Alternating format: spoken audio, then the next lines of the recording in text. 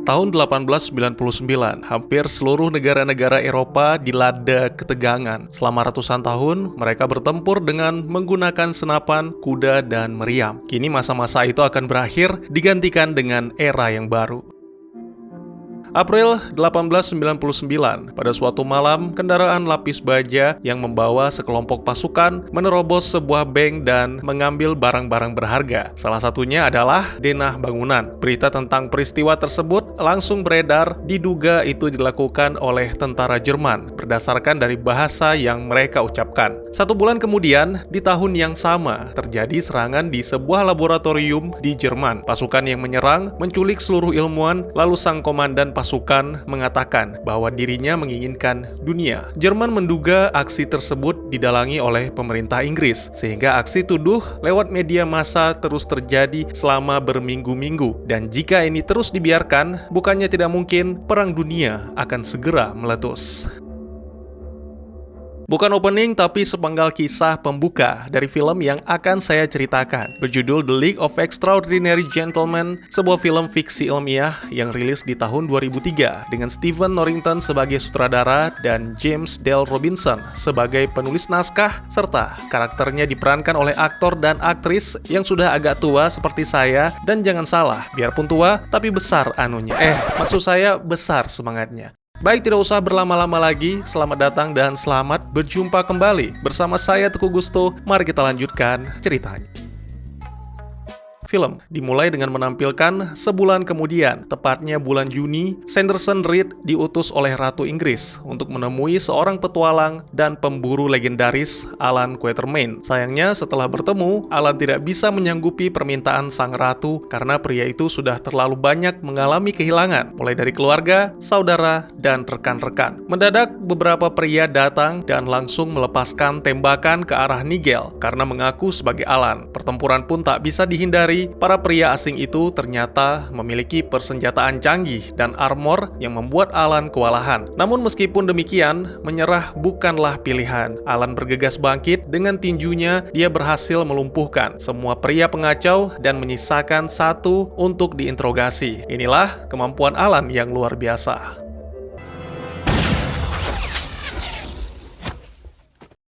Sangat disayangkan, pria pengacau yang tersisa malah bunuh diri. Lalu tak lama berselang, sebuah ledakan menghancurkan kedai bar. Reed menjelaskan, ketegangan negara-negara akan memicu perang dunia. Dan cepat atau lambat, perang itu akan sampai ke daratan Afrika. Akhirnya Alan pun berubah pikiran, dia memutuskan untuk melaksanakan perintah sang ratu. Juli 1899, Alan tiba di London untuk menghadiri sebuah pertemuan rahasia dipimpin pria yang disebut M. Itu adalah pertemuan pertama The League of Extraordinary Gentlemen, kelompok yang akan diketuai oleh Alan. Ya, ada kalanya dunia membutuhkan sesuatu yang luar biasa dari orang-orang yang istimewa. Di sana juga hadir Kapten Nemo, seorang bajak laut, Rodney Skinner, si pencuri tak terlihat, serta seorang ahli kimia bernama Dr. Wilhelmina Harker. Seperti yang telah dijelaskan sebelumnya, negara-negara Eropa sedang berada di ambang perang akibat aksi adu domba yang dilakukan oleh seorang kriminal bernama Phantom. Perang akan membawa keuntungan besar karena Phantom menjual senjata-senjata super canggih dengan daya hancur yang luar biasa. Satu-satunya harapan adalah pertemuan rahasia pemimpin-pemimpin Eropa yang akan diadakan 4 hari lagi di Venice, Italia. Tugas para manusia istimewa adalah menghentikan sekaligus menangkap Phantom yang berencana mengacaukan konferensi tersebut. Masih ada 2 orang yang harus direkrut, oleh karena itu M meminta semuanya bergegas. Meskipun terkenal sebagai bajak laut, tapi sebenarnya Nemo adalah seorang ilmuwan. Mereka akan menaiki salah satu ciptaannya yang mutakhir disebut automobil. Beberapa waktu kemudian, tibalah kelompok itu di rumah seorang pria bernama Dorian Gray. Disinilah peran Mina sangat dibutuhkan. Hubungan masa lalu diharapkan bisa membuat Gray berubah pikiran dan bergabung dalam kelompok. Alan, pemburu profesional yang tidak bisa dibunuh di daratan Afrika. Skinner, pria tak terlihat. Nemo dan Mina adalah ilmuwan. Tentu semuanya bertanya-tanya apa keistimewaan Dorian sehingga diajak bergabung oleh M. Alan menjelaskan bahwa dulu dia pernah bertemu dengan Dorian di sekolah Ethan. Mina berpikir Alan menceritakan kisah kepahlawanannya kepada Dorian kecil yang bersekolah di Ethan. Tapi yang terjadi justru malah sebaliknya, Alan lah yang saat itu masih bocah, sedangkan Dorian berwujud sama seperti saat ini. Ya, Dorian adalah makhluk abadi. Tiba-tiba saja, tempat itu dikepung oleh pasukan yang sama yang pernah menyerang Alan di Afrika. Kali ini, pemimpinnya juga hadir di sana yang tidak lain dan tidak bukan adalah Phantom. Pria itu mengetahui rencana kelompok Alan dan meminta mereka semua bergabung bersama Phantom, menikmati kekayaan di atas kehancuran dunia. Tanpa perlu mempertimbangkan, ajakan tersebut langsung ditolak oleh Alan, sehingga terjadilah pertempuran yang tentu saja bisa dimenangkan dengan mudah oleh kelompok orang-orang istimewa. Alan dengan kemampuan menembaknya yang 99,9% tepat sasaran. Skinner dengan tubuh tak terlihat, Dorian dengan keabadian, dan Nemo dengan kemampuan bertarung yang luar biasa.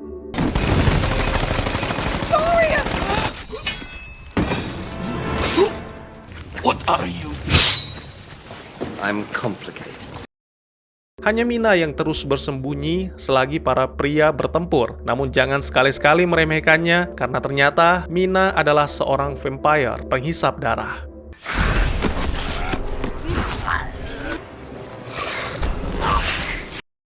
Selain itu, mereka juga mendapat bantuan dari Tom Sawyer, seorang agen US yang menyamar menjadi anak buah Phantom. Ketegangan di Eropa telah menyita perhatian US. Tom mengajukan diri untuk bergabung ke dalam kelompok Alan karena sebelumnya telah ikut membantu dalam membuat pengalihan. Dan meskipun anggota yang lain menolak, tapi Alan justru malah menerima Tom karena melihat potensi. Dan alasan lainnya adalah Alan juga diberikan Winchester, senapan Amerika yang menjadi salah satu favoritnya. Anggota selanjutnya berada di negara Prancis, tepatnya di kota Paris. Mungkin tidak bisa disebut merekrut, tapi memburu, dan tentunya itu akan menjadi sebuah tangkapan yang luar biasa. Terdengar ganas seperti hewan, tapi itu bukanlah kejutan, karena mereka telah melihat bagaimana ganasnya Dr. Mina yang haus darah. Setelah mendengar sedikit kisah suami sang dokter yang bekerja sama dengan Van Helsing dalam memburu Dracula, mereka pun meninggalkan Inggris dengan salah satu kendaraan canggih Nemo yang bisa meluncur baik di atas maupun di bawah permukaan laut. Inilah dia, Nautilus, dijuluki sebagai pedang yang mampu membelah samudra. Beberapa waktu kemudian, Alan bersama dengan Tom telah memulai aksinya memburu Edward Hyde. Wujudnya besar seperti gorila dan memiliki kekuatan serta kecepatan di atas manusia normal. Namun, keistimewaan tersebut sama sekali tidak merepotkan Alan. Dengan tembakan dan strategi yang jitu, Mr. Hyde berhasil diringkus dan langsung dibawa dengan Nautilus.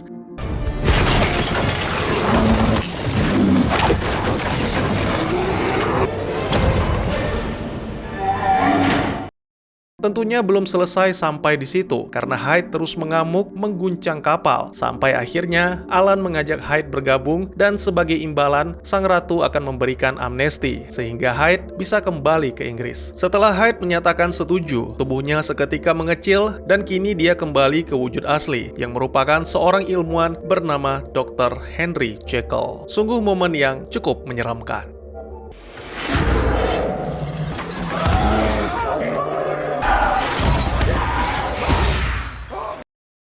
Seluruh anggota telah berkumpul dan jadwal konferensi telah ditentukan. Nemo menunjukkan salinan rancangan Da Vinci untuk Venice, salah satu benda berharga yang dicuri Phantom dari Bank of England. Rancangan itu tidak hanya menunjukkan denah bangunan, tapi juga pondasi dan kanal air. Menurut Tom, sepertinya serangan akan datang dari arah laut. Perjalanan pun dimulai. Siang harinya Nautilus mengisi daya dengan tenaga matahari, lalu setelah penuh, kapal itu akan meluncur di bawah laut. Ada momen di mana beberapa karakter menceritakan sedikit tentang masa lalu yang terus menghantui. Salah satunya adalah kematian putranya Alan saat menjalankan tugas dari ratu. Itulah alasan yang membuat Alan melarikan diri ke Afrika, meninggalkan kerajaan Inggris dan bahkan meninggalkan nama Alan Quatermain. Masa lalu juga masih menghantui Nemo, yang mana kemungkinan itu menyebabkannya menyembah Kali, sang dewi kematian. Selain itu juga ada cinta masa lalu antara Dorian dan Mina yang bersemi kembali. Itu membuat Edward Hyde cemburu sehingga memaksa Henry untuk mengeluarkannya dengan cara meminum ramuan.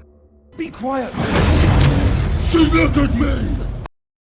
Ketika membicarakan tentang misi, Nemo melaporkan beberapa keanehan seperti temuan bubuk flashlight di ruang kendali. Selain itu, Henry melaporkan bahwa salah satu tabung ramuannya menghilang bersama dengan hilangnya Skinner. Mungkin saja itulah yang menjadi tujuan Skinner bergabung, sekaligus mencuri data Nautilus. 4 hari telah berlalu sejak pertemuan orang-orang dengan kemampuan istimewa. Kini mereka telah tiba di Venice. Ternyata malam itu sedang diadakan acara karnaval yang membuat semua warga berdansa di tengah kota. Terjadi ledakan dahsyat tepat setelah dinyalakannya kembang api.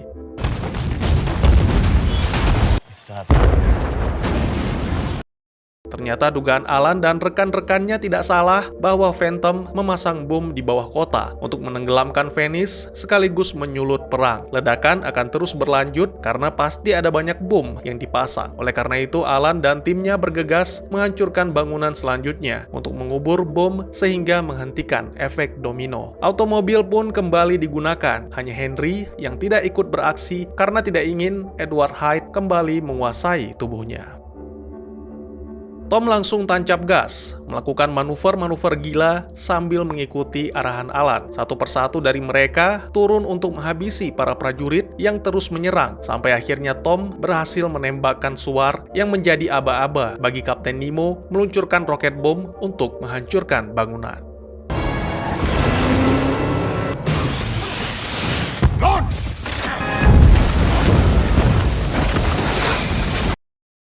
Venice tetap bertahan dan kau telah gagal. Itulah ucapan Alan kepada Phantom yang kini dalam kondisi terpojok. Semua rencana Phantom telah diketahui, termasuk mata-mata yang diselundupkan ke dalam kelompok. Namun Phantom tidak menyerah. Dia berusaha melakukan perlawanan, menyerang mental Alan yang mengungkit pahitnya kisah masa lalu. Kemudian secara tiba-tiba menyerang dan melarikan diri.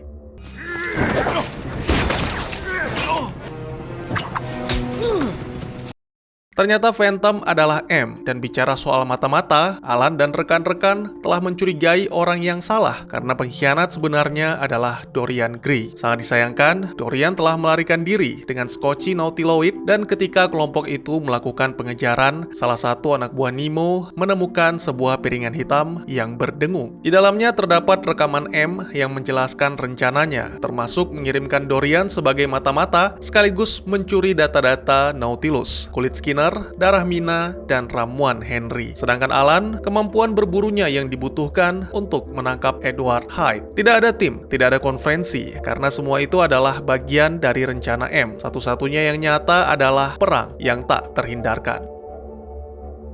Tiba-tiba terjadi ledakan yang menghancurkan beberapa bagian Nautilus.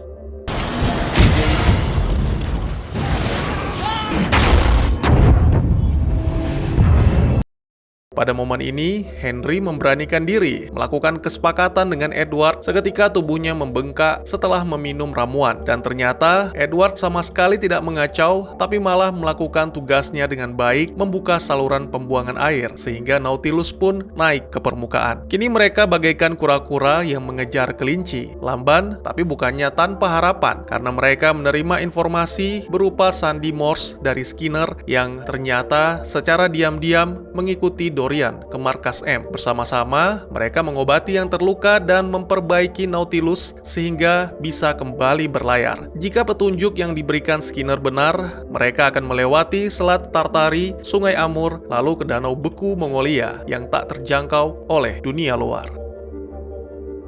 Beberapa hari kemudian, mereka pun tiba di sebuah desa yang ditinggalkan penduduknya. Dan tak jauh dari sana, kelompok itu menemukan markas atau mungkin lebih tepatnya laboratorium raksasa milik M. Sebuah selebewan yang sangat mengejutkan dirasakan oleh Mina adalah pertanda bahwa Skinner telah kembali. Pria itu melaporkan apa yang dilihatnya, yaitu para pekerja yang membangun senjata termasuk tiruan Nautilus. Dan sejauh ini mereka sudah menciptakan 8. Tidak hanya itu, para ilmuwan yang di sana dipaksa bekerja siang malam untuk menciptakan tiruan Skinner, Hyde, dan Mina sebagai mata-mata, tentara, dan pemburu. Lalu setelah itu, M akan ke Eropa, membawa sampel untuk dijual kepada negara-negara yang akan berperang. Tentunya M harus dihentikan, tapi tidak untuk dibunuh karena pengakuan M bisa meredakan ketegangan di Eropa. Dengan kemampuan menghilangnya, Skinner mulai menyusup membawa bom untuk menghancurkan laboratorium sekaligus membuka jalan bagi kelompok. Untuk urusan menyelamatkan Sandra dan mengalahkan prajurit akan diserahkan kepada Nemo dan Henry yang kini menjadi Edward. Sedangkan Alan dan Tom akan menangkap M. Semua melakukan tugasnya dengan baik sampai seorang prajurit musuh menggagalkan serangan kejutan tersebut dengan melaporkannya kepada M atau Profesor James Moriarty. Sementara itu Mina langsung menemui sang kekasih satu malam, yaitu Dorian, yang mana bersiap untuk pergi setelah mendapatkan kembali lukisan yang sebelumnya ditahan oleh James. Terjadilah pertarungan yang cukup epik, dan karena mereka berdua sama-sama makhluk abadi, sepertinya duel itu tidak akan berakhir dengan cepat.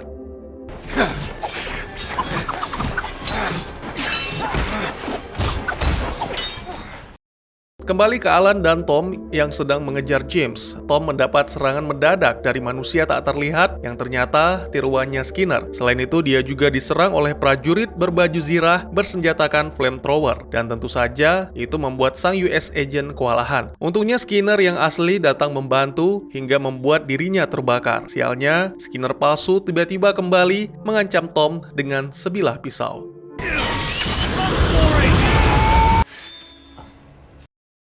Di tempat lain, tidak seperti yang diperkirakan, duel makhluk abadi telah mencapai klimaksnya. Mina yang lengah langsung ditikam, tapi mungkin karena tidak mengenai jantung, wanita itu pun kembali bangkit dan kali ini Dorian yang dalam kondisi terpojok diperlihatkan lukisan kesayangan sekaligus yang paling ditakutinya. Dan inilah yang terjadi.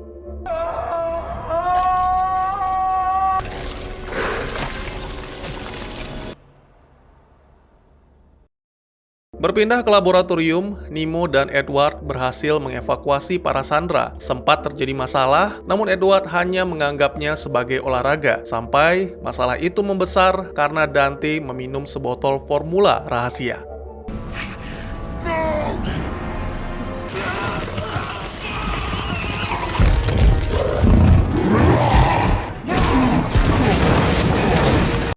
Ukuran dan kekuatannya 2 kali lipat lebih besar dari Edward. Itu benar-benar membuat Nemo dan Edward kewalahan, apalagi efek ramuan Edward telah habis, sehingga kini dia telah kembali menjadi Henry. Akhirnya, satu-satunya yang menyelamatkan mereka adalah bom yang dipasang Skinner. Ledakannya meruntuhkan seluruh laboratorium, sehingga menghimpit Dante yang secara perlahan kembali ke wujud manusia.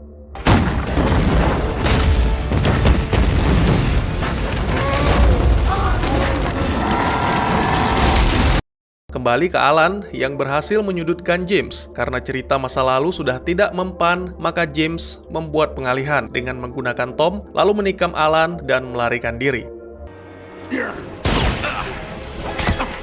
Pastinya sulit bagi Alan menembak dalam kondisi seperti itu. Terlebih lagi, kacamatanya pecah. Pria tua itu pun menyerahkan senapannya dan mempercayakan serangan pamungkas kepada Tom. Dengan ketelitian, kesabaran, serta ketenangan, pria itu mengamati arah angin, juga gerakan James, dan akhirnya kiranya era baru ini akan menjadi milikmu, nak, sama halnya dengan eraku yang telah berlalu. Itulah kata-kata Alan sebelum menghembuskan nafas terakhirnya. Kemudian, film pun ditutup dengan menampilkan beberapa hari kemudian orang-orang istimewa berada di Afrika memakamkan jasad Alan. Karena terlalu lama bersembunyi, mereka semua sepakat kembali berlayar bersama Kapten Nemo, mengawasi dunia yang akan mengalami pergantian abad. Setelah meletakkan senapan Winchester, semua pun pergi meninggalkan makam Alan. Tak lama berselang, seorang dukun merapal mantra, lalu seketika terjadi fenomena alam disusul dengan daratan yang bergetar. Apakah tanah Afrika menolak kematian Alan? Dan tamat. Ya, kematian M membuat perang tetap terjadi, meletus pada tahun 1939 sampai 1945, yang mana kita kenal dengan Perang Dunia II. Mungkin buat yang belum tahu, The League of Extraordinary Gentlemen atau selanjutnya kita singkat LXG adalah film superhero steampunk yang diadaptasi dari seri buku komik dengan judul yang sama, karya Alan Moore dan Kevin O'Neill. Menampilkan tema crossover berlatar abad ke-19 dengan karakter-karakter fiksi yang bertindak sebagai pahlawan super layaknya Avengers. Sementara Avengers berdasarkan komik-komik Marvel, karakter LXG mengacu pada novel-novel fiksi ilmiah tempo dulu yang sudah pasti tidak asing lagi di telinga bapak-bapak. Alan Quatermain adalah karakter protagonis dalam novel karya H. Rider Haggard berjudul King Solomon's Mines dan sequelnya yang berjudul Alan Quatermain. Dikenal juga sebagai Macumazahn atau Watcher by Night atau penjaga malam, adalah seorang pemburu profesional kelahiran Inggris dan sesekali menjadi pedagang di Afrika Selatan yang mendukung upaya kolonial untuk menyebarkan peradaban. Dia juga menyukai penduduk asli Afrika yang juga ikut andil dalam usaha yang dijalankannya. Dalam novel, diceritakan bahwa Mary, istri pertama, terbunuh sehari setelah pernikahan. Stella Corson, istri kedua, meninggal dunia setelah melahirkan putra pertama mereka, yaitu Harry. Dan yang paling menyakitkan adalah kematian Harry akibat penyakit cacar. Padahal pemuda itu baru saja mendapatkan gelar medisnya. Untuk urusan tembak-menembak, Alan Quatermain tidak ada bandingnya. Seperti yang saya katakan, 99,9% tepat sasaran, sedangkan 0,1% gagal karena gatal-gatal. Tapi soal keabadian, Alan mendapatkannya karena membantu dukun menyelamatkan desa. Dalam novelnya sendiri, ini juga diceritakan. Alan menyelamatkan dukun tua bernama Indaba Zimbi yang keluar dari sukunya karena masalah perebutan kekuasaan. Tapi Alan mendapatkan keabadiannya bukan dari si dukun, melainkan dari Pool of Fire. Ketika memasuki usia senja, Alan mandi di kolam itu demi bisa bersama Mina. Ya, walaupun di film sama-sama sinis, sepertinya mereka memiliki hubungan yang spesial. Mina Harker atau Mina Murray atau Fool the Invisible adalah seorang petualang asal Inggris yang menjadi abadi. Jika di filmnya, Mina adalah seorang ahli kimia. Dalam komik dan novel, Mina adalah mantan guru musik yang menjelma menjadi anggota LXG dan juga The Seven Stars, sebuah tim superhero di bawah pimpinan Captain Universe yang didukung oleh PBB. Kisah film dan komiknya tidak jauh berbeda. Mina dan suaminya, Jonathan, bekerja sama dengan Van Helsing untuk melawan Dracula. Pada suatu hari, kemalangan menimpa Mina. Dracula menggigit dan memberikan darahnya untuk diminum Mina sehingga wanita itu pun menjadi vampire. Dalam film, dikisahkan Jonathan telah lama meninggal, sedangkan di komiknya, Mina dan Jonathan bercerai karena Jonathan tidak tahan melihat bekas luka gigitan Dracula pada leher Mina. Dikenal juga sebagai Prince Dakar, adalah karakter dari novelnya Jules Verne berjudul 20,000 Leagues Under the Seas dan The Mysterious Island. Adalah seorang bajak laut super jenius yang mungkin bisa dibilang setara Tony Stark, menjelajahi kedalaman laut dengan kapal selamnya Nautilus serta membangun Pulau Lincoln untuk dijadikan markasnya. Nautilus mulai dikembangkan setelah pemberontakan Sepoy yang membuat Nemo kehilangan keluarga dan kerajaannya. Nemo dan para kru mengarungi lautan sekaligus memerangi ketidakadilan, terutama imperialisme. Dalam petualangannya, mereka mendapatkan emas dari bangkai-bangkai kapal di lautan. Salah satunya adalah bangkai kapal Spanyol di Teluk Vigo. Nemo tidak tertarik dengan kehidupan di daratan, tapi terkadang ikut campur untuk membantu orang-orang yang tertindas, baik secara fisik maupun finansial. Di film, dia dijelaskan memiliki masa lalu yang kelam. Saya pikir ini berhubungan dengan kematian keluarga dan juga krunya. Khusus yang satu ini pernah saya jelaskan dalam video alur cerita The Mummy 2017.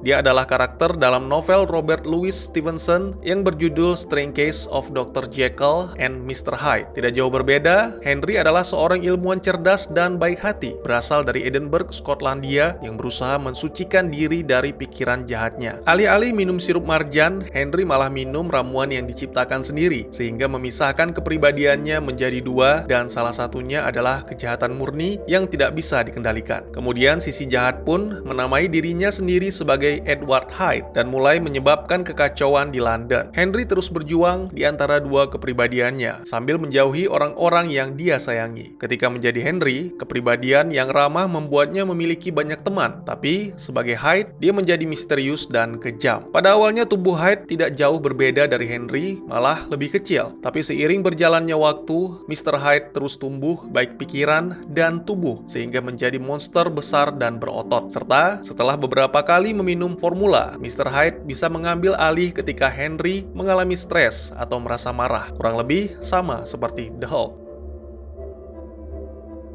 Ini juga pernah saya buatkan video alur cerita film modernnya, merupakan salah satu karakter dalam novel H.G. Wells berjudul The Invisible Man. Sebenarnya, di komik atau novel, nama karakternya Holly Griffin, seorang ilmuwan terampil yang menemukan formula untuk membuat manusia menjadi tak terlihat. Sayangnya, Holly tidak bisa mengembalikan tubuhnya. Itu membuatnya gila, sehingga Holly menjadi psikopat, pemerkosa, dan berniat menguasai dunia. Dalam film ini, Holly dikisahkan telah meninggal dunia, dan formulanya dicuri oleh Rodney. M mengajaknya bergabung dalam LXG, dan sebagai imbalan, Rodney akan diberikan obat penawar yang bisa membuat tubuhnya kembali terlihat. Adalah karakter protagonis dalam novel Oscar Wilde berjudul Picture of Dorian Gray. Dorian adalah makhluk abadi atau immortal karena potret atau lukisan dirinya karya Basil Hallward. Jadi cara kerjanya adalah potretnya terus menua sementara Dorian sendiri tetap muda. Dan setiap kali dia terluka, lukisan itu akan mengalami kerusakan sedangkan Dorian langsung menyembuhkan diri. Namun sebaliknya, jika lukisan atau potret yang dihancurkan atau Dorian melihat secara langsung, maka apa yang ditampilkan lukisan akan dialami oleh Dorian, dan bahkan itu bisa membunuhnya. Di komiknya, Dorian tidak memiliki peran penting, hanya potretnya saja yang ditampilkan. Sedangkan di dalam novel, kalau saya nggak salah, ketika dilukis oleh Basil, didorong oleh ucapan Lord Henry, Dorian secara tidak sengaja berpikir bahwa kesenangan adalah satu-satunya yang perlu dikejar dalam hidup. Oleh karena itu, dia berharap lukisan itu akan lebih cepat menua dibandingkan dirinya. Agak sulit menjelaskan karakter yang satu ini, karena 3 karakter sekaligus dijadikan satu, dan yang pasti berbeda dengan komiknya. Untuk Phantom adalah karakter dari novel Gaston Leroux, yang berjudul Phantom of the Opera, sedangkan M, kode yang dipegang oleh karakter Ian Fleming dalam film dan buku James Bond. Lalu yang terakhir, James Moriarty, adalah musuh dari Sherlock Holmes, karakter dari novelnya Sir Arthur Conan Doyle, berjudul The Final Problem. Sebenarnya masih banyak yang ingin saya jelaskan, karena ada beberapa karakter yang tidak muncul di film seperti Perospero, sang penyihir legendaris, Orlando, prajurit abadi, Don Quixote, ksatria Spanyol, dan masih banyak lagi. Tapi karena keterbatasan waktu, mungkin akan saya lanjutkan di lain kesempatan. Selain itu, kabarnya film LXG Reboot sedang digarap dan perkiraan tayangnya kemungkinan pada akhir 2023 atau awal 2024.